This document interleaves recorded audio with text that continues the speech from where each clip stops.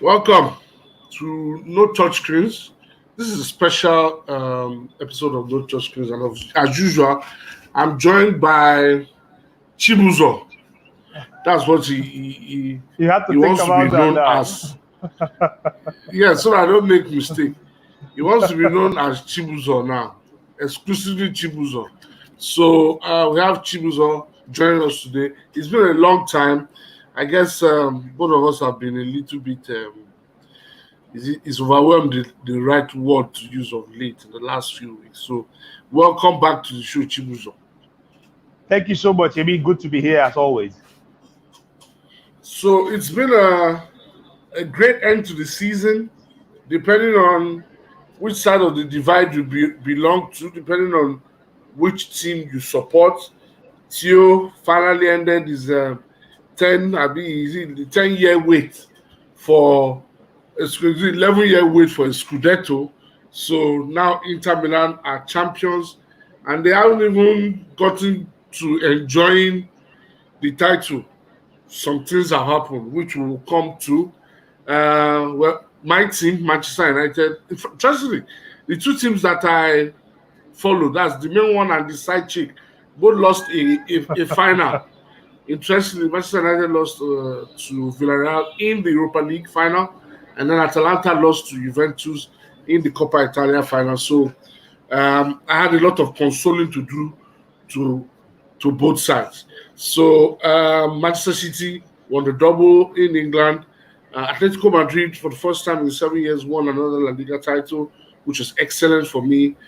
Germany, Bayern continued to be the main factor. France, Lille. I was rooting for Lille because I really like Christian Gartlier. I followed him since it was at Saint Etienne. They used to call him the French Mourinho, and he's done very well. And then there's a lot of news surrounding him. Yeah. So, Theo, let's go into the first port of call is the managerial merry-go-round that's engulfed Europe. I said earlier that your Inter hadn't even gotten time to enjoy their title. Next thing, financial turmoil, and before we could say Jack Robinson, Antonio Conte is out of San Siro. Well, it's the life of modern day football, and another emphasis, if I will call it a re-emphasis, on the fact that football is not or rather, money is not a side in football, but a real part and parcel of the game. And it also begs the question on why the outcry when the Super League thing came up. That's about a month or so ago, and everybody, the fans especially, and the media, some parts, of course, not everyone, started making a lot of noise about it, as if football is all about the passion, the love, the watching the beautiful game. There won't be any of this if there is no money to this sport, and the managerial merry-go-round we are seeing is also a reflection of that. It's not a big surprise that things are turning the way they are turning in terms of how the managers and even the players are beginning to interpret the contracts and commitment, in quotes. I think we are well over the days of the Maldinis, the Zanettis, the Tottis, the De Rossis in football. It's all about the money. So you go where you believe it pays you best, and that's both the managers and the coaches. Yemi. It's interesting that you said that we are past the era of the one club men. I always believe there's still hope, but the reality remains that the managers seem to. Yeah, I know it's about the money, but still, what's interesting for me is that in a year where a lot of talk has been on what kind of transfer season are we going to have, it's interesting that it's the managers that are still in the limelight. So very early on, very early on, as we spoke of Antonio Conte, we have to speak about Zinedine Zidane also leaving Real Madrid under a cloud, and now he's left, and he's potentially also attracting different suitors depending on who you read and who you follow. And then Carlo Ancelotti has also left Everton, and he's landed back at Real Madrid. Strange appointment, but then If you follow Real Madrid well and you know the intricacies and the things that's happening at Real Madrid, especially behind the scene, you would understand why an Ancelotti will pop up back at Real. Talking about popping up back somewhere, Massimo Allegri popped up at Juventus. So, Theo, I'm one that I say I believe firmly you don't go back to your thesis. What can we say about these two men that have clearly come back to their thesis? For me, I would say good for their clubs, not so good for them. That's really my opinion about those two transfers. I believe both clubs are looking for some sort of stability. We know Juve, yes, despite all the masking around and Napoli failing themselves, allowed Juve, of course, to make the Champions League. We knew that it wasn't in their hands up to the last few minutes of the season in Serie A. Nothing looked assured in Juve, not even in their Scudetto winning season under Sarri. Everything looked shaky. They haven't been themselves since they tried attempting the beautiful game and a different profile from just winning, or rather winning being all that mattered. It hasn't gone so well, and that has seen a lot of changes there. The director of football they have left, and we understand he's been scouted by Spurs, or rather being discussed by Spurs board for a chance there. Same with Real Madrid. We know what Zidane wrote in his lengthy letter to the fans, trying to explain why he made the decision he had to make, because he thinks the club, the board don't support him as much, and that he understands the pressure of dealing with a club of the magnitude of Real. And who are we not to believe the man who is probably one of the biggest coaches in their history, despite just getting into this business under 10 years ago, if I'm correct. So yes, I really believe that the clubs were looking for more like some sort of certainty, because things have looked a bit shaky. In my opinion, I believe Zidane had a phenomenal season last year, despite it not ending with a trophy. I didn't think they had any chance of winning La Liga, but he nearly surprised me with that up to the last game of the season.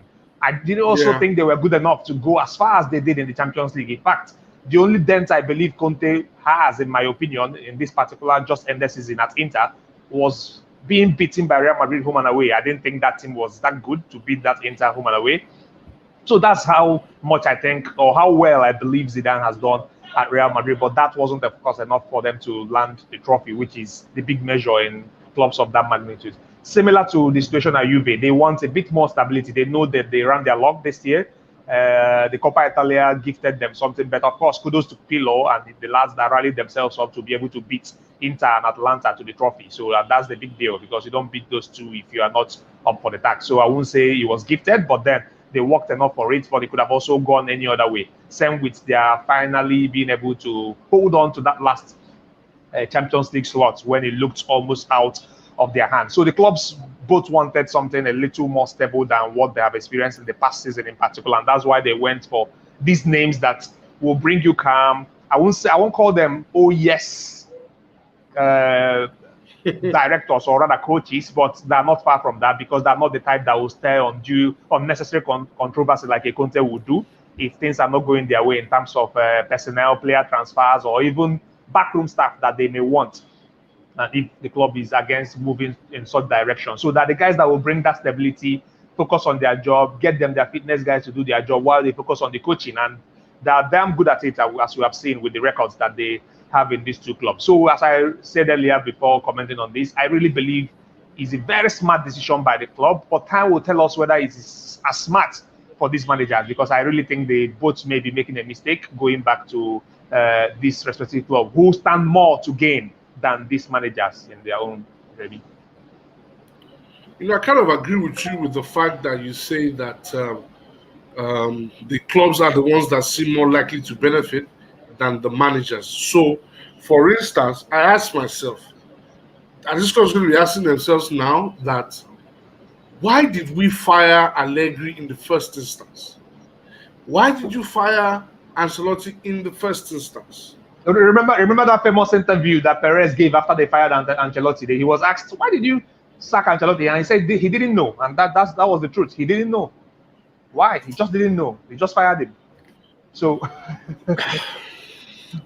And then, it's interesting that now those managers are comfortable enough to go back into that same situation.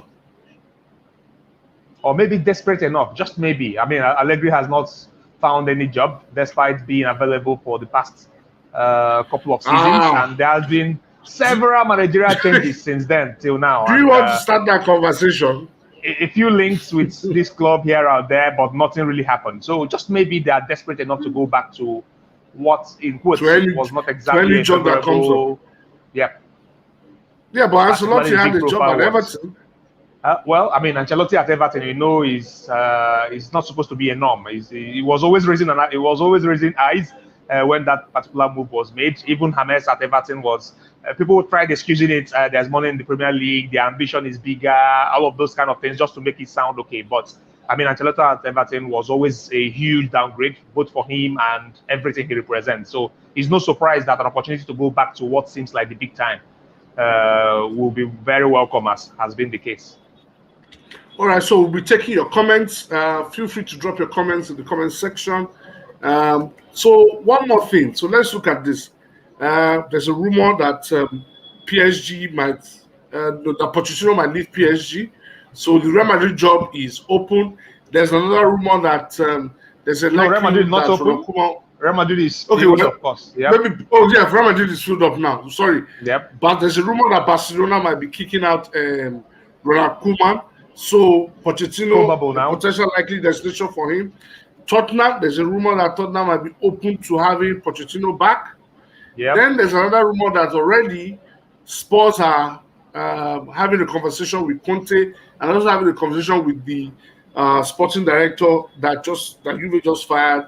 Maybe he will move over to Spurs. I don't know why Spurs are trying to. I don't know why Spurs are trying to do that. They have a bad record with Italian sporting directors. Walter Sabatini was an example that didn't work well.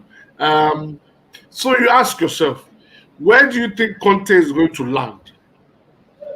Well, he's been busy. If you follow him on social media, he's been busy posting pictures and talking about how good this day is and all that. Why wouldn't it be good? He got a handsome paycheck to say the goodbyes with Inter in what, in quotes and in the media, is amiable, or what's that word they prefer to use these days? Mutual agreement.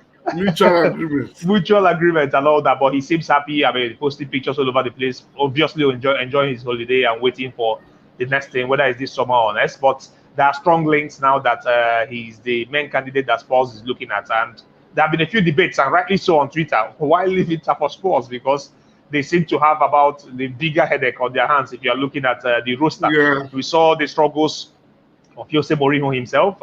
For many who may assume, or rather will prefer to believe, that he's done in terms of being the big-time coach. But that we also had his own players give him some benefit of the doubt. The big man himself, Harry Kane, saying that it's not easy to get his guys to work as hard as is required to win the big trophies. And that's part of what Jose Mourinho suffered there. And Kane is also voting with his legs by suggesting, not just suggesting, but coming out to say that he's open to a move outside, and with all reports linking him to Pep Guardiola at City. So that tells you that the gap, of course, they've not filled the Eriksen space that he left when he moved to Inter, when the opportunity arose about 18 months ago.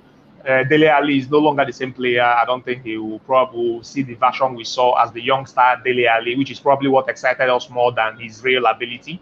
The defense keeps aging. The few attempts at changing things there, bringing in supposed young lads like the Rondon, the Welsh guy Rondon, the lad from Ajax, what's his name now? Has escaped me. Sanchez, yes, Robinson Sanchez. Yes, Sanchez. Who else did they bring? They brought in a few young defenders, and it hasn't really worked so well. Rivera has shown us that he's neither an excellent centre back or an excellent defensive midfielder. So if I look at the roster, I keep wondering what will make you go there. So just maybe money is actually playing a bigger impact than we will want to admit in these spots. Truly, people go for the body. At the same time, there are also a few schools of thoughts, a few mentions, particularly on social media, Twitter in particular, where people have suggested that Conte is not the manager who wants to face failure, in quotes. So maybe he thinks he has done the best he can with Inter and doesn't want to face the possibility of being the one there when they possibly lose the title. When the place crumbles. Exactly. If they're going to make a significant change in the roster, I mean, the directors and the sporting president of Inter, Marotta, has made it clear that they won't dismantle the squad, that they probably want to make just minor sacrifice, possibly just one player in the 11, and then a few other French players to make up the financial gaps that they have. So you keep wondering, why would Conte leave Inter for Spurs if he's down to that? And it's difficult for me to see beyond the money, Jamie. Yeah, beyond the money, but it just seems like he's moving into an identical situation.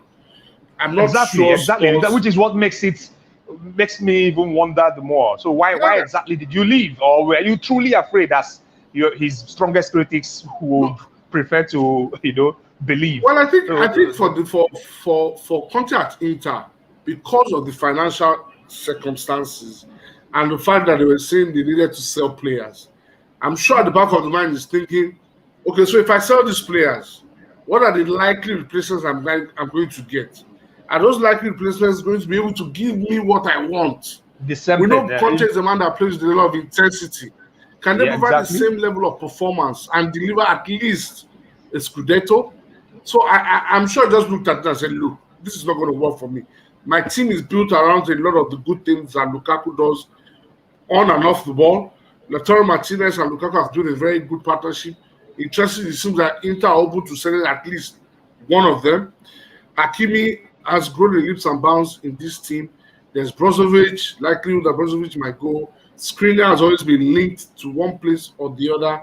I'm sure I just said, look, you know what? F it. Let me just go. Maybe if I can find a soft landing elsewhere. Soft landing in Spurs? Yeah. How do you find a soft landing in Spurs? No, him there, I can picture them in top 6. Even to present moment. I don't know what transfers. Yeah. That's what I'm saying. At Spurs, I'm not sure they have the finances for a reconstruction. Exactly. Do you understand? Because if Conte goes there, he's going to have to reconstruct that team. He will have to face, first of all, that defense, and then the entire team mentally. Yeah. Well, just maybe some of his biggest critics, one of the lines they use is that Conte likes to create a scenario of what's the word now? Being the underdog, and Inter can no longer afford that, because Inter is now the team to beat. So just maybe being at Spurs affords him that scenario again of looking like the underdog, such that every achievement, including even making top 4, will be lauded. So just maybe, because again, it's quite difficult for me to see why you will leave this Inter with the team that they have, with the assurances at least the board have, or the president of Sports have come to give, making it clear that they cannot dismantle this squad. So all the rumors surrounding key players like Skriniar, Brozovic is what it has always been. I mean, last summer, it was almost a given in the media, in some parts of the media, that Lautaro was at Barca and Skriniar was Mourinho's key defensive signing at Spurs. It never happened. And it doesn't seem that like any of the many rumored ones, even this season, will happen. Most indications show that the club is focused on cutting down in terms of the big earners. So, and the fringe players in particular, like Vidal, who was Conte's key man, but of course didn't show up as was expected, and one of the biggest earners in the squad. Alexis Sanchez, who has, I don't know what best describes him. He has come to give a few numbers that suggest that he has contributed, but at the same time, he's losing him will not cut anything off this particular squad, and he's one of the biggest earners too.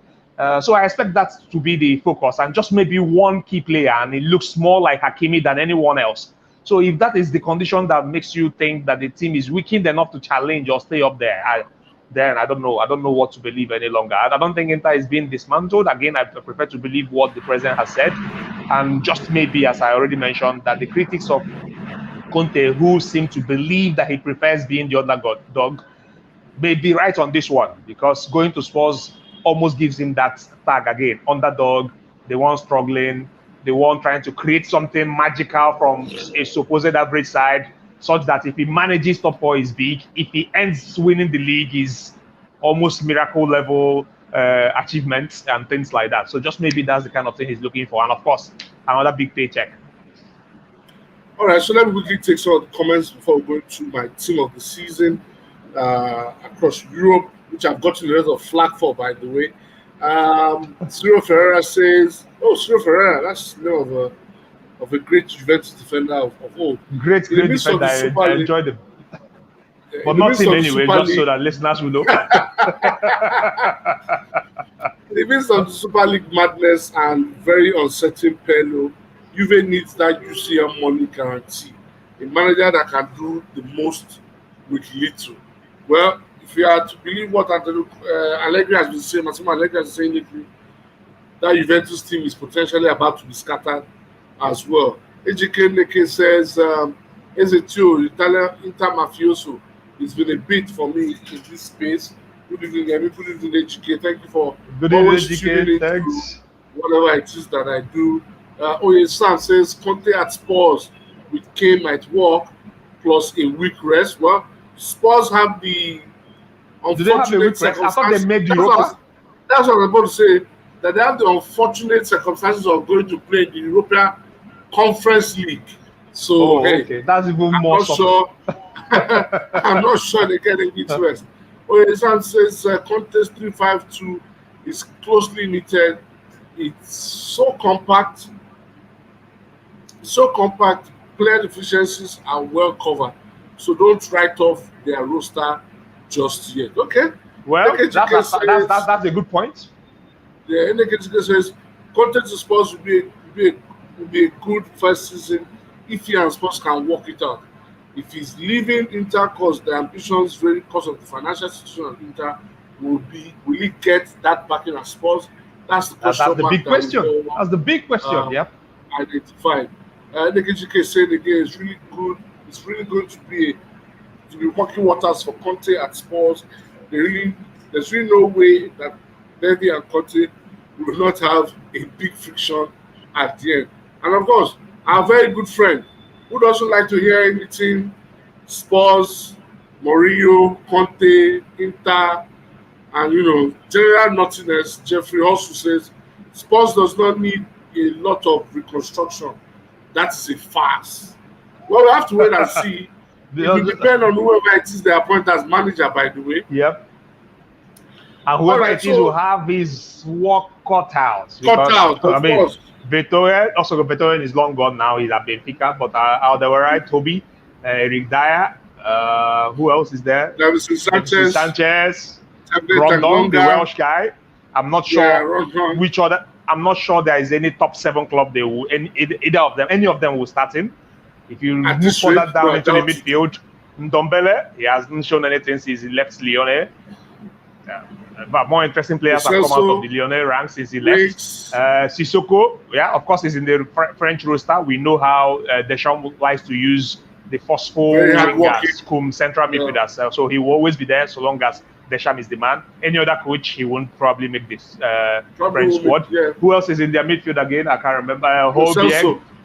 Holberg, unless you believe Holberg from Southampton, not playing down Southampton, but even him as a player, the Danish guy, if you believe he's such a world beater. Eric Lamela, he hasn't shown anything apart from his early years. In fact, nothing in Spurs. He didn't show anything in Spurs that suggests the hype, that backs up the hype from Roma. Especially Rabona, which is 1 or 2 occasions where so nothing. But I recall when one of my big friends used to say that it was such a big miss, and that's the guy Inter needed then. And nothing that he has done in Spurs through all these seasons shows that anybody missed out on anything apart from himself. He's not that kind of player, obviously. So maybe we were looking at his age while at Roma and expected big things, and none of those came. Who else do they have in midfield? Nothing really. And then the big goal scorer is about leaving. If he does leave, all the goal scoring responsibility will fall on Son. The Brazilian Vinicius is supposed to go back to Benfica because he joined them on loan. So who else really in Spurs means that Spurs are supposed to be some team to beat? But anyway. Well, it's debatable. A lot of people believe Spurs have a really good team. Jeff is also answering saying which top 7 club will Victor Moses or Alonso from Fiorentina or Cahill or Aeroport David Luiz have entered, making reference to Conte's successful. To Conte structuring them, yeah. Yeah. So, remember, Conte struggled at first in that first season before he switched to the 3-5-2 or the 3-4-3 that he's revered for today. I've started for when Conte took over. All right, so let's go into what I ended up picking as my team of the season. And now I got a lot of feedback on social media. Let me say thank you to everybody that commented, those that insulted me as well. Thank you. I enjoyed the conversation and enjoyed the comments. But you see, like my boss, the Jomoto Ebo will say, If we put 11 people in a room and tell them to pick the team of the season, there's a likelihood that all 11 of them will pick different people. So let's go into. I start with my worthy of mentions. So these are the guys that I feel did very well, right? But they didn't make it into the final draw. So it's unfortunate they didn't make it, but hey, what can I do? It's So 11. I'm talking It's tough to about fit in 11. it's of course it's tough to fit in the level, but Yep. our people do not they don't understand the magnitude of the work. But I've chosen to take the work, so hey, I would do it. So let's start with my worthy of mention. Luke Shaw, Tio Hernandez, who Great I season. believe is probably the best left back in Europe today. Donnarumma, I think, had an excellent season for Milan.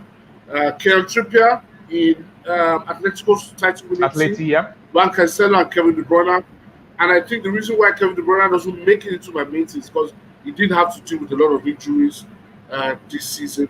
Joshua Kimmich, I think, was excellent for As Bayern usual. Munich, Mr. as Reliable. usual.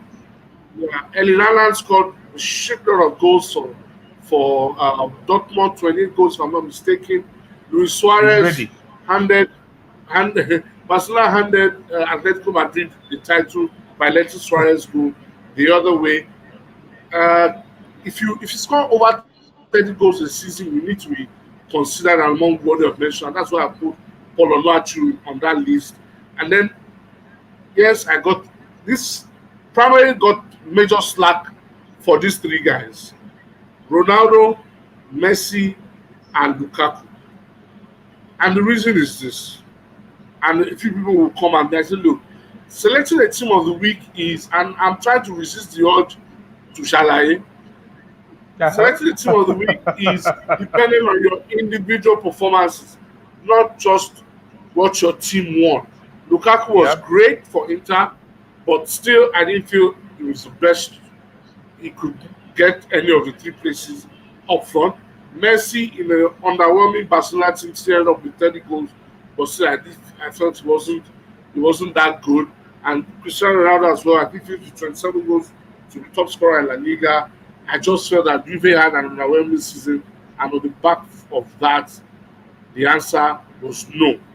Now to the main guys. To the main guys, and Theo might just, I don't know if Theo agrees with the main selection. My main 11 in goal, Emiliano Martinez of He had a Aston superb Villa. season. I Superb, feel it superb was season. Super. Villa You see, finished.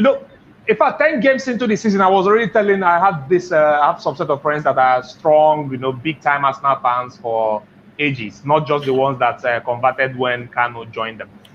And and they were talking about that choice to let Martinez go. And I said, if it was my call, in all honesty, I would have truly sacrificed Leno. Unfortunately, it was probably going to be difficult to get anyone who would be willing to pay him as much or pay as much for him as at that time than for Martinez, who finished the season before strongly. But I would have sacrificed Leno because he looked ready, he looked hungry, he wanted to prove something. He said in himself that he enjoyed the limelight and the performances, having been a fringe player for so long, and showed that he was ready in those last few games for Arsenal, helping them even to the few trophies under Arteta's belt and what seemed like Arsenal was back, in quotes, before the season started. So if it was my call, truly, I would have left him in that season. He seemed to be someone who was probably going to bring the dressing room together. And it's proving even more than right now with all the news surrounding Leno suggesting that he wants out. And he looked like that kind of lad right from time for me and for Arsenal. So it was a mistake letting this very good goalkeeper leave for Aston Villa. They've probably made Aston Villa a better side. And it will show made Aston Villa a better side.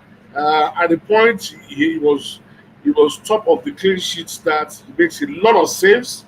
He led in terms of saves made, and if you had him, a lot of people had him in their fantasy league just because of the number of saves that he makes. Enjoyed a lot of points. I had him in my fantasy league team. So my back three, I had Jose Koundé of Sevilla. who I think has really grown in leaps and bounds. He's moved to Sevilla from Bordeaux. He's an excellent young French central defender. And Yep. I couldn't see any other defender in Spain that was better than him. And that's why he makes my back three. The cut. Definitely also, not Mingueza. and not Longley or Varane. Yeah. So to join them is Robert Diaz at Manchester City. I felt joining City, it provided a lot of stability for City as City tried to evolve this season, making a lot of changes. Even though City still conceded more goals than they've done in, I think, 2 of the 3 previous title-winning seasons. But still, he's been excellent throughout He was the season. individually excellent. I remember when the agenda was tried by the English media in particular, trying to push it around that, no, it's not him. It's actually Stones making him better. It was laughable. How that narrative was tried. There was a lot of attempt to sell it early on, but now I think everybody has been quieted by his very outstanding performance. You know he's the man. You know he's the one improving this side, and you know that without him, this defense is definitely not going to be in the same shape. He was really superb. A superb addition. Is it today we have no Stones? I think surprisingly for me, and for a betting man like myself, I like Cristiano Romero a lot because he always gets a card. He's a yellow card merchant. But he's been excellent since joining Atalanta, and I'm not sure there are many people that watch Atalanta as much as I do. He's had an excellent season. He's been great on loan from Juventus. If Allegri knows what he's doing, he should get this guy back. Is it loan? I think it's a full transfer. Oh, really? I'm not sure it's loan. Or maybe Atlanta are the ones that have the decision to make. Of course, they will take that. No way they will let. He's really good. Has everything you will want in your defender. Good on the ball, of course, as most modern coaches or teams want to play. Quick. So if he makes those few judgmental errors, he's quick enough to recover. What else? Aerially sound, despite his height. He's not one of the tallest, but he's and that everything you need to know is that he, of course, was selected as the Serie A best defender of the concluded season. So he was that good. Of course, in my opinion, I would prefer Skriniar, but then he was that good last season. He was really solid. Good. So we'll go to the midfield. If you take out Luis Suarez, the next person that comes to mind in that Atletico Madrid title-winning team is Marco Llorente. Over the last 2 years or so, his role has evolved from a defensive midfielder to a central midfielder to attacking midfielder, and now someone playing as a second striker. Yep. His evolution has been great this season. That it's unbelievable the contribution this young man put into the Atletico Madrid team to win La Liga, and that's why he's on this. He makes part of my midfield 4.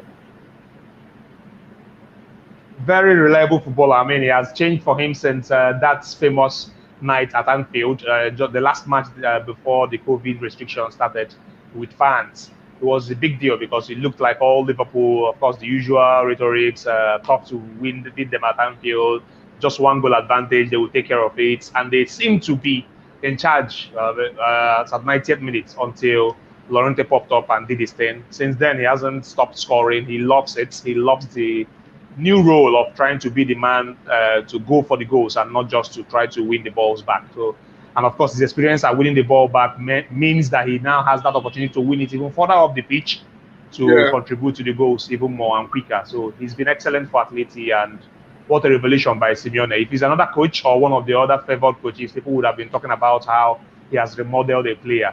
But really, he's a top work. How he has improved. How he has improved him.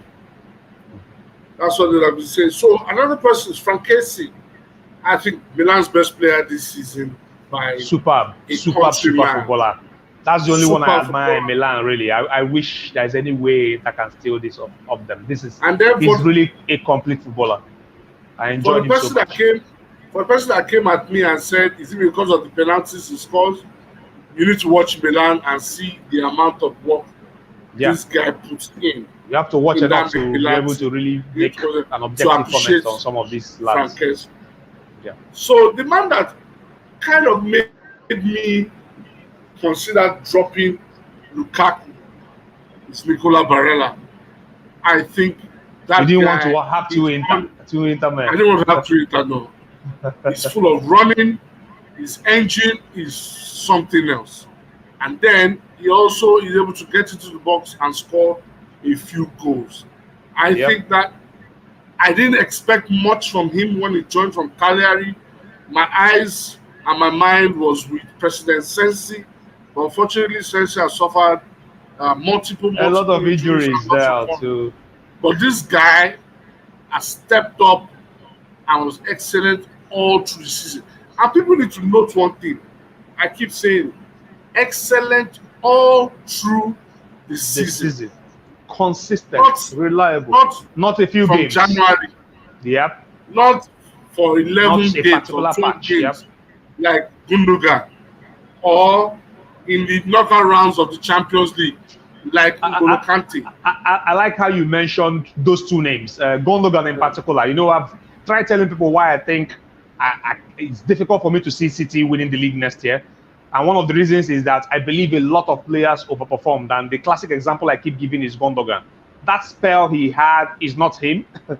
I have no doubts. I will be shocked. So let me not use I have no doubts. I mean, we don't see tomorrow, but I will be quite shocked if he repeats anything close to that particular spell. He's definitely not that kind of player. Of course, he's good with the ball, controls his game and all that, contributes when called upon, but he's definitely not the player we saw in that 15-20 game spell where he looked almost like the best player, the best midfielder in the world. He's not that player, and that's one of the reasons I really think City will not repeat what they did this year. A few things turned on at the right time and probably started even winning off before their unfortunate loss in the Champions League. But I mean, please continue. Let me not derail you a lot. It's just that mention is key. Same with Conte. Yeah. The whole call about him being Ballon d'Or now. You know how we go with point in time assessments every time. I wrote a piece on Football Fix NG. I don't mind him being in the reckoning for Ballon d'Or. I don't mind either. Yeah. I don't mind, but we need to be factual here.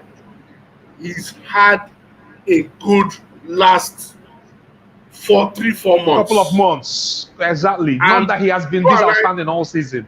Yeah, you and I know that when it comes to the reckoning for those individual awards, sometimes it's just those few months that tilt it, and that's where they call it the eye-catching moments. Is what exactly. So it influences the judgment, and that's why, of course, the noise is all around him now, and it looks like some global campaign. Conte for he's a great player. Again, I won't mind. I won't mind. Absolutely, he's a great player. He will be deserving if he gets that far. Lovable character, incredible character, selfless, and extremely humble. The football needs somebody like that to win. That's why when I wrote the article, I call it "Nice Guys Also Win." You know, football needs people like that. So to complete the midfield is Bruno Fernandes. I don't think there's anything you can say argument about it. I Fernandes. mean, it can be questioned. Third highest goal scorer in the Premier League, top scoring midfielder. The goal contribution is insane. It's just mad. 30 goal GA. Unbelievable for a midfielder in a Manchester United team that I think is poor, but still. I don't agree it's poor though, but poor because of the manager.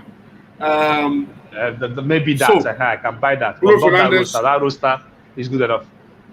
Bruno Fernandes completes my midfield four. So my front three: Kylian Mbappe, top scorer in France, player of the year in France. Had to have somebody from France there for it to be balanced. Harry Kane, 24 Premier League goals, 14 assists, leader in goals and assists. And I'm saying this because of big individual performance. Yeah, big individual performance for him this season. Stats at me that I don't reckon with stats. I'm telling you now, he was huge. That was a big factor, yes. Big factor. 24 goals, 14 assists. Most assists, most goals. He stands clear. And of course, Robert Lewandowski, 41 goals, breaks the great Gerd Muller's single season record. There's no way. In fact, I will abuse myself if I left him out by myself. What's the list without a Levy? Without Lewandowski. And then somebody also came at me and said, how can Diego Simeone be manager of the season? And I say, well, if you're playing in a league that has Barcelona and Real Madrid, powerhouses, the two powerhouses in world football, and you're able to win the league, you should be manager of the season. So I'm seeing a lot of comments are coming, so let me go for those comments again. If Spurs want to develop and take it easy and pick up where, why not leave Ryan Mason and my brother? That's not happening. Harry Wings, he cringes. Nekejike says, so with all the names being mentioned that are playing for Spurs, if Kane leaves, Son is the only one now that will be kinging if he has some. Well, to me, that's if Son too doesn't come out and say he wants to go. I won't be surprised. Because, why won't he? Ejike Neke says, oh yeah, me come forward, let's start trash bashing. Is it trashing? With your team of the season. Well, I have made my submission. Please permit my naivety.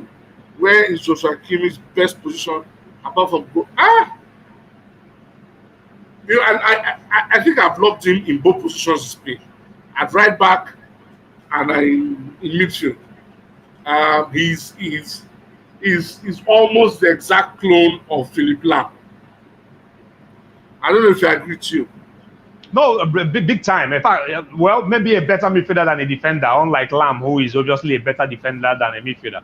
But they're both intelligent to be able to interpret any role you give them. Don't forget this lad was, I understand, was started off as an attacking midfielder, central midfielder. Pep found a way to convert him into central defense when he didn't trust. I won't forget that game where he withdrew Dante, the only fit centre back in the matchday squad, just because of one error around the 50th minute, and replaced him with Kimmich. Dante cried a lot on the bench. I won't forget because it was quite emotional to even for me watching. I felt sorry for Dante, the Brazilian, with the big afro. But then Kimmich is that intelligent. He performed well when deployed as a centre back in that Pep's side. Then I think it was his final season at Bayern. As a right back, excellent. Now back into defensive midfielder of some sort, or register if you prefer. The dictator lying deep in the game and still churns out the good numbers. The assists numbers are still up. Of course, pass completion, that seems to be his specialty. He's a phenomenal footballer, really admirable player. Excellent footballer. And he's the man that showed Thiago Alcantara the door at Bayern Munich. Kimmich really was the best experience of Philippe Lam. Consumer professional. Ciro Ferreira goes. Calabria should get a mention. Was massive at right back and midfield when needed.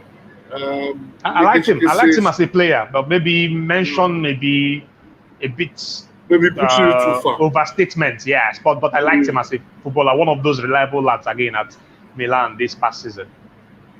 Ejike says Emi Martinez was the second most influential player in Aston Villa. He agrees with Jules Koundé. Which other one who will watch? Who will watch Atlanta? That was a decent good. You have their feeding timetable. Really, I want to know how this Atlanta gets to score the tons of goals that they have over 3 seasons. Well, they play the probably Theo might not want to agree with me, but they play one of the best football in Europe as we speak. I can't question that. That's good. Yeah, I can't really question that. Yeah, and if the few months of Kante is enough for Ballon d'Or, I bet make them give them. The likes of Cannavaro and Lukaku have had their time before as well. I agree with you. Speaking of Kante, Theo, what were your thoughts on the Champions League final? I enjoyed him. It was massive. My thoughts generally is that Chelsea deserved to win. They were the better side on the night. They were comfortable. City didn't stress them as much. Again, I also want to add that I do not believe that this choice of the starting 11, again, just like your list now for the best performance this season for your team of the season, It's also how tough it is for the managers to pick their 11 game in, game out. A lot of talk, or rather what filled up the media after the final, was that Pep jinxed it. He didn't play the right 11. And I almost think it's disrespectful to Chelsea and Thomas Tuchel, who did a superb job in setting up in a way that Pep had no, or his players had zero answer for. Thank you. De Bruyne was there before his injury. Some other people may prefer to try to highlight his injury as a factor, but he was invisible, a non-entity, if you want to use those extras, for the spell, for the period that he was there. A few attempts to make any run or pass was very easily cut off. Chelsea were that good on the day. Jorginho was massive. Kante was everywhere. Havertz was just too intelligent for them. For all the insults, Timo Werner caused so much trouble for their defense. It was Chelsea were by far the superior side on the night, really. It was, the result makes it look like it was close, but it was very close to a one-sided affair. That's how comfortable. I don't recall any real save or even any very memorable tackle by the Chelsea defense. They were that comfortable. Yes, a few saves. I think there was 1-2 that Foden ran through on goal that Rudiger had to block. Just maybe about that. Yeah. I don't recall any other one. So I think they were comfortable. So all the talk about Pep being the one who made the wrong choice in selecting the 11, I don't buy that that much. They said something similar last season when City were knocked out by Lyon, and I felt that was also discounting how good that Lyon side was. They also fought for the title this season. Unfortunately, the other three were too consistent for them to even make Champions League. Sometimes we don't give the right credit to these people, just maybe because the football discussions prefer the banter and the bad news than the positive news. And the real news in that final is that Tuchel and Chelsea were excellent. Every other thing is 100% better. Yeah. Yeah, because I remember on Monday in my analysis on Sports Express, I told Gigi, I told Uncle Gigi, I said, see, I'm not going to talk about Pep. Let's talk about Thomas Tuchel and what did he do. He had his game. The manager who made back-to-back Champions League finals. Back-to-back. You have to. We need to with two different teams. So how are we not talking about him and we are talking about some supposed error in starting 11? Who told you it was an error? And I understand they featured in the other games that they lost to this same Tuchel this season. That the guys being mentioned, the other what's his name, Fernandinho or Rodri, that they featured in the other games. So what was it? So why would this one be entirely different? So I don't know why that is all the talk. That he didn't feature the best midfielder striker. What is that? He won the league without them anyway. Let me read the comment of a friend of mine after I listened to Sports Express on Monday. He sent me this comment. He said, Omo, you fuck up this morning, when you analyze Chelsea's win. Man City more than contributed to their own downfall by not fielding any DMs in that game. Gundogan is too attacking minded. If Rodri and Fernandinho had started, Chelsea would not have had that luxury of space to exploit and score that first goal. There was no space. I mean, I hope you recall how the goal happened. It was from a goal kick, quick goal kick to the side, quick turn, and of course the space opened up. It could happen even if you had a Gattuso and Albertini together as defensive midfielders. That's my response. So, that's my response. I just replied in interesting. That's all. I think that's the. That's a good enough response and total enough response. That's interesting, and that's that. So it'll be nice to see where both managers go from here. Hopefully, there's no, and I know Chelsea fans are going to call for me if I say this, but I'll say it. Hopefully, there's no case of deja vu, from the Di Matteo time. From Di Matteo. No, this is a different level. This is a coach that was the final last season too. I mean, so I think this is no manager bounce. This is good tactics. And then it was good to see how Pep responds in the summer going into the new season. So as we move on, the Euros are how many days from now? 9 days from now. 9 days, exactly. And that's what a lot of us are looking forward to. The European Championships. We didn't get it last year because of the pandemic. I just hope we can get something close to a spectacle because it's been a tough, long, hard season for these lads. For the players. And I just hope they can go through. We can have the best players, playing this competition and get a good result. So Tio, for the groups, Group A, Turkey, Italy, Wales, Switzerland. B. Okay, let's look at it group by group. Who do you think comes out of Group A? Turkey, Italy, Wales, Switzerland. Italy, Turkey. I don't expect a lot of surprise. Switzerland will try to push them, and don't forget there will be extra slots for the best losers. Yeah, for so best just maybe losers, yeah. Switzerland will get enough results to or points to be considered for that. But Italy should be comfortable in this one. They've been one of the outstanding teams coming into this tournament. Of course, I mean, Yeah. my Italian tag means that it will always be viewed from a sentimental point of view. And just maybe I am. I mean, it's Italy after all. But I like this side. I like what Mancini has done. I like the confidence he has brought to this team. I like the selection in particular too. I mean, the 26 that he has selected for this with a few elements of surprise, particularly the young lad from Sassuolo, Giacomo Raspadori. I like the roster really, and I think that they are flexible enough to be able to navigate a tournament of this nature, and is a team I'm looking out for. Nothing will surprise me about them going all the way. Lovely. Let's look at the next group: Denmark, Finland, Belgium, Russia. Who comes out from this group? Russia seems to know how to deal with these big tournaments, particularly after they hosted that one. It was Euro, not World Cup. Yeah, and it was the World Cup. Since then, the team seems to have been stable. So they seem to know they are no longer a pushover in European football, and you expect them to find their way out of this group. Of course, no question about Belgium. They eat teams like those in that group for breakfast. And you expect something similar. The possible absence of Hazard, who has actually been absent all season anyway, shouldn't change a lot for Belgium. They will be comfortable in this particular group. Group C I understand they brought back Thierry Henry to do the similar role at the World Cup. So he helps in this tournament. So I'm sure they will have a good showing too. Group C is very interesting for me. Netherlands, Ukraine, Austria, and North Macedonia. And please, whatever you do, don't write off North Macedonia. Tough group. Really tough group. Netherlands can complicate things for themselves there. They have a manager who is not afraid to complicate things for himself. They are showing it over his career. And keeps talking about the past and how he's not given enough time. I hope he has had enough time to prepare these lads for this real task of a group. Is quite a tough group. They will miss Van Dijk, I believe. Such a leader would have helped them to navigate this one, but at the same time, they have reasonable personnel, Matthias De Ligt and De Vrij in centre back, that should still see them be stable enough to fight their way out of this group. Ukraine they've been admirable since Shevchenko took charge, and I don't think they're slowing down any soon. Even though he's talking a lot about being interested in club football, I hope that destruction and such targets, which I envisage will happen immediately after the Euro, will not mar the team's preparation or change the focus around this tournament. If not, I expect them to come out of this group. Possibly have group winners, really. I like Ukraine. Austria is a good side.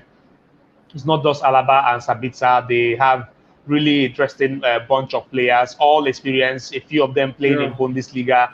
The Austrian league is also not as far away as it used to be in terms of quality. So I think they have a decent side to be able to fancy their chances, or at least to get a best loser position in this group. But if you ask me to pick two, it has to be Ukraine and Netherlands.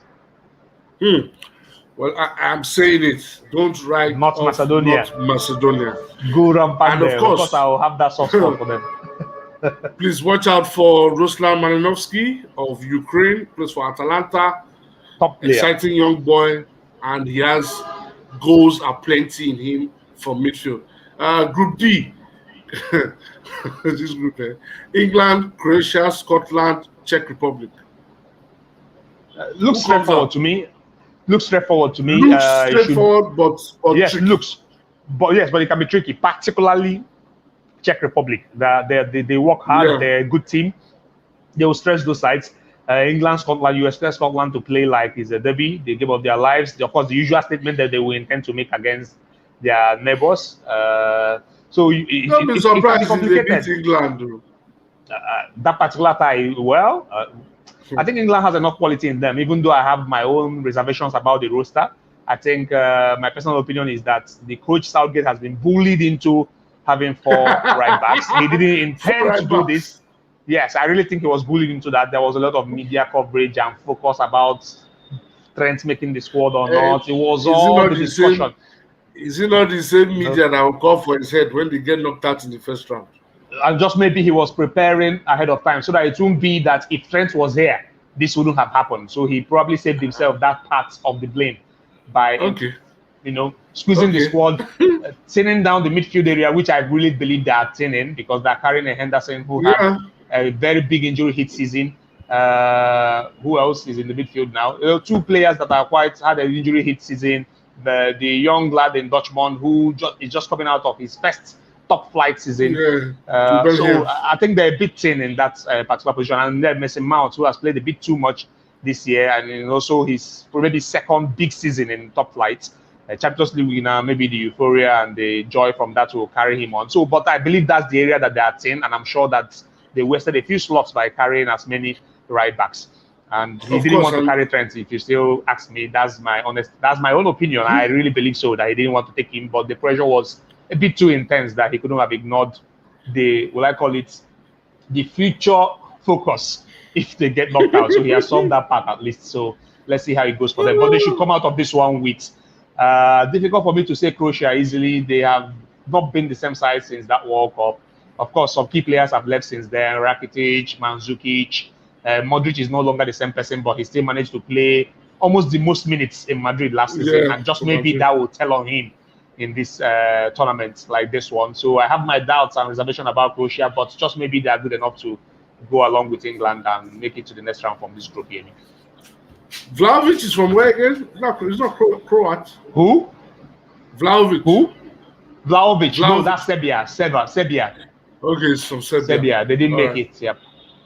Okay, so I'm just saying that group is tricky, and yep, don't be surprised if England don't make it out of that group. That's a Group stretch. E. So they should be able to make it out. Group E: Spain, Sweden, Poland, Slovakia. I like Spain in this tournament, and I like Enrique as a coach. A lot of people said it was default to win with Neymar, Messi, Suarez.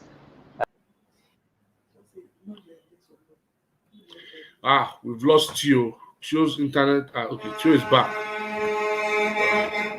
Chio, what happened to you?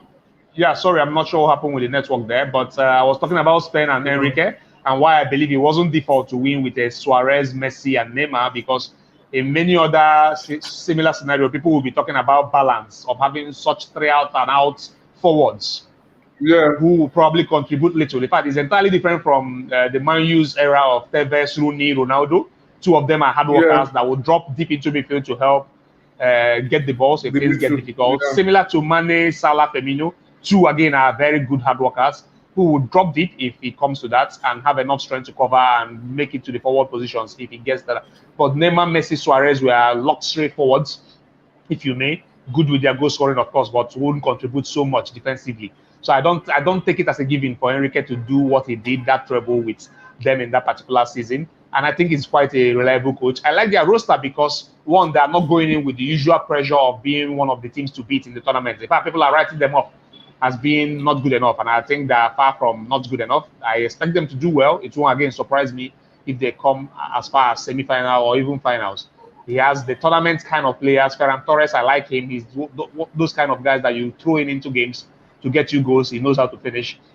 Adama, for all the stick he gets and for how people criticize him, is also a tournament player. If it gets difficult, you throw him in there to run at people, if not for anything, and he could win you either fouls or at least make it difficult to defend against other movements that you expect from a Spain. And the passing game is also not dead, in quotes, with this Spanish side. So I don't think they're so bad. I expect Poland because, of course, of the Superman Lewandowski and the general good roster, really, because if you look at their squad, they have players of good exposure, unlike the past Polish sides. They'll be relying on Lewandowski even more this time because they're not going with Piontek. I'm not sure Milic made the squad. I can't recall now if I saw him in the last squad. I don't think he did, Milic. So you will see a lot of responsibility on the shoulders of Lewandowski as expected, even if the other guys made it. And then Zelensky, the Napoli man. I think the overall roster is good. Maybe a few question marks around their defense because Glick still starts for that team and Glick is way past his time. or his best at least. They have 3 reliable goalkeepers. Any of them could start in this tournament. So I think it's a good side, and Poland should be able to go make it through to the next round with Spain in this group. I think Poland have been disappointing in the last few international tournaments. Yes, so exactly. For me, true. That is a worry for me. And that question mark remains, even though this is a different manager now, Paulo Sousa, the ex-Fiorentina, former Juventus player, the Portuguese, didn't do so badly. Didn't do so badly, and I just hope that Lewandowski is not tired. If you score 41 goals a season in the Bundesliga, that should take something.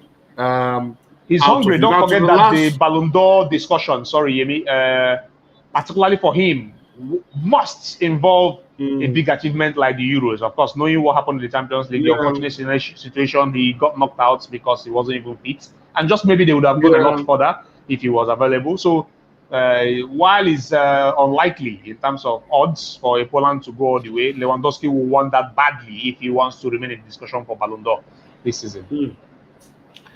Ballon d'Or that they intentionally cancelled last season because they realized that let me give you bare parallel conversation, because there was no Messi and no Messi and Ronaldo.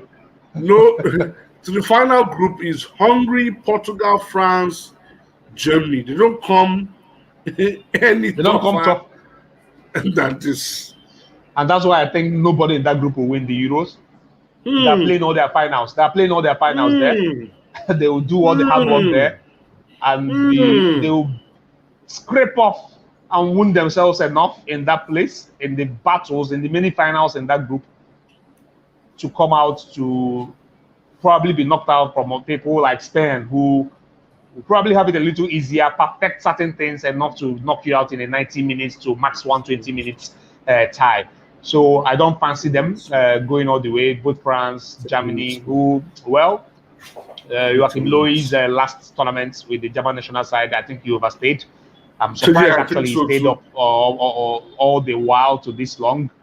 He has tried correcting a few things by bringing some informed players back to the team. Thomas Müller, Kevin Volland from Monaco, who had a very strong season, just for different personality in attack, so that they don't have to rely on Timo Werner and the runs, because they may not have that space. The team is a possession-based side, so they may not necessarily have all those spaces behind the team for Werner to run in and things like that. So I like the selection, but still at that, it's a complicated group.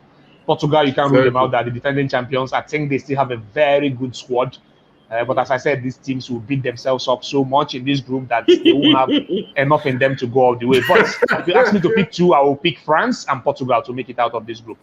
And then maybe Germany can do it as one of the best losers. That would be tougher to do in a group like that, because that will mean picking up to 4 points, and it's not that straightforward. So they will really beat themselves up in that group so much. Whoever wins this group might just win this group with 5 points. It's possible. That's the kind of group that they are in.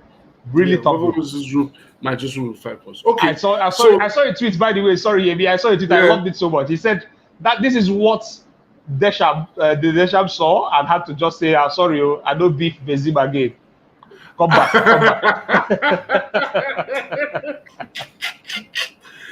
It's a really, really tough group. I don't envy those teams. I don't envy Hungary, but then Hungary can go. That's not the bad side. No pressure. So they will come up with the spoilers for one or two unfortunate teams. One or two of those guys in the group. Yeah. Okay. So as we try to round up, Theo meant the last segment is wild predictions. Let me quickly take some of the comments we have before we go to the last segment. Inekejike says the same disrespect shown to Thomas Tuchel by the rival fans and some sections of the media for the marvelous game Chelsea played is what is happening in France with Gautier and Lille. He also went ahead to say Chelsea had 4 touches from Mendy to Chilwell to Mount to Havertz to the goal that all Man City players didn't touch except for Henderson before the goal. He goes further and says that I just hope the Dutch will not bungle this group by themselves.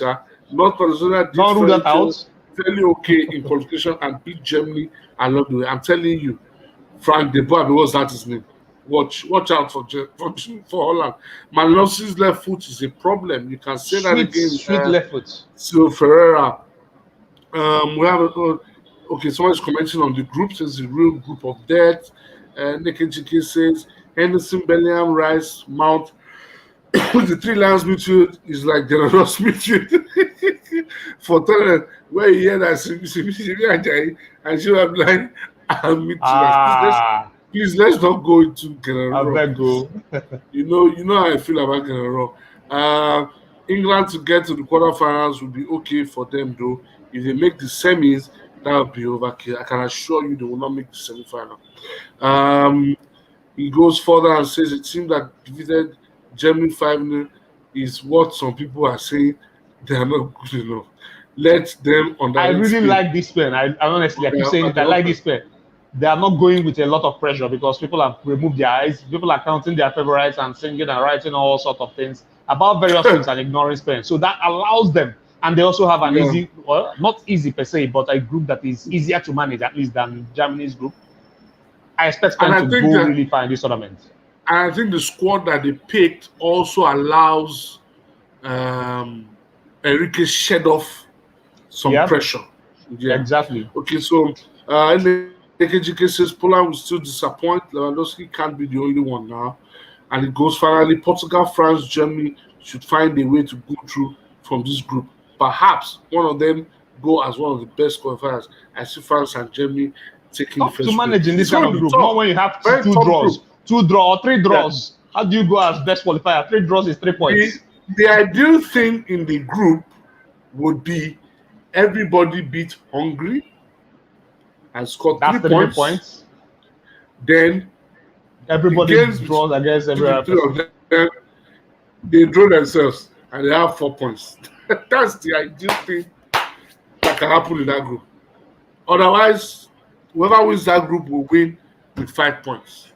So, to the final segment as we try to round up, Theo, wild prediction. Theo has We've said, done most of that already, you know, while talking about this no, Euro. I'm coming to something, Theo.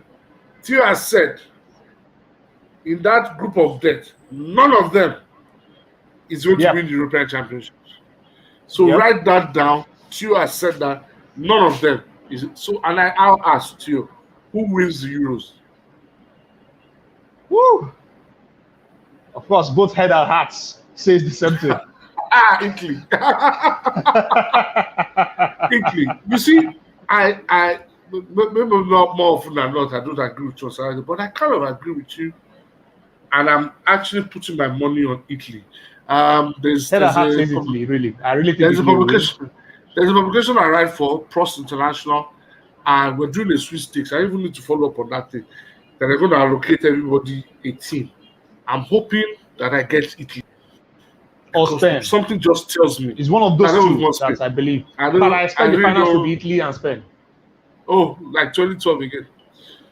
I really would like Spain. I think Italy are due another major international trophy. It's I been think so long coming, and that's what they this need might be now the year. to Yeah, get back I on think track this might- and also I think this ignite might be the the club football performance in Europe, Yeah. especially, which hasn't been So- bad. I mean, they've done semi-finals and semi in Europa in the past 2 years. Don't forget that. Yeah. Yeah. Or maybe, of course, less noise in the Champions League, but I expect something louder from next season. For Okay, the so on the Italians. final note, who will be our surprise team? Surprise team. I won't say not Macedonia. Their group is quite complicated for me. Surprise team. I'm tempted to say Ukraine, but again, I already mentioned that the legendary Shevchenko is really considering club football.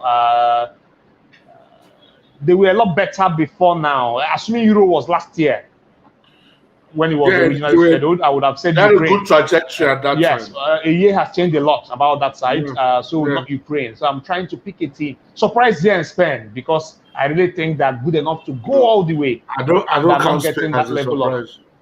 Yes. I don't Well, count Spain. I mean, They're they're former a big winners side. now. They're a big side. They're a big side. Yes. So it's not like it's not a team you neglect, but at the same time, people don't regard them so highly any longer, particularly with the roster that they have currently. I mean, Unai Simon is supposed to be number one for this side. I understand from the statistics from Who Scored that I saw earlier today that he made the most errors in top 5 leagues, 4 goalkeepers leading to a goal. You don't want to be in Luis Enrique's shoes in making that choice because De Gea, Man U found a way to tag him not good enough any longer. Paul Lopez in Roma lost his place, of course, to Mirante in Roma earlier on in the season. Found a way to regain it now, but more because of Mirante's injury than his own form. Who else is their goalkeeper? Brother Kepa, of course, Chelsea fans know what they did there. And he also didn't help himself with his performances from last season to how he fought Sarri for that penalty shootout, to even his season before Mendy came. And then Mendy has done what he has done, stable enough. So Unai Simon is the next man, and then the Brighton guy, Sanchez. So Unai Simon is number one, De Gea will be number two, it seems. So they don't look good enough. So that's why I would say that they are one of those sides that are not highly rated, and they will be the surprise of the tournament for me because I think they will perform quite well. All right, Chill. Final comments is that Portugal group might die. Yellow cards and red cards will just be the ones to determine who goes. And then yeah, and he said excellent analysis, guys. Keep it up. On the final note, I think that Turkey are the surprise team that I'm looking out for. I think Turkey are growing in leaps and bounds of late, and I will be looking out for, even though they're in the same group with Italy, who I think will win the Euros this year. Turkey are another team I think people should take a look at and look close. And I assure you, write it down, England won't make the semi-finals. That's if they come out of their group.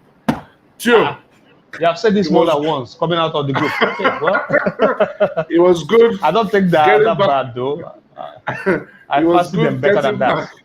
Yeah, sure, absolutely. I enjoyed it. Thank you so much for the opportunity. We'll try and do this again during the Euros, maybe once a week or twice a week during the course of the Euros. Analyze what's happening there, and then we'll take it from there. So thank you, everybody that's joined in. Thank you for your comments. We appreciate it. NKGK is saying again that France will win the Euros. Tio has told you that nobody in that group is going to win the Euros. They're playing all their finals there in group stage. All the finals in group stage. That's why they're playing their own finals. All right, guys. Thank you very much for joining us. Tio, have a good evening. So everybody join us. Thank you very much. Have a good evening and bye for now.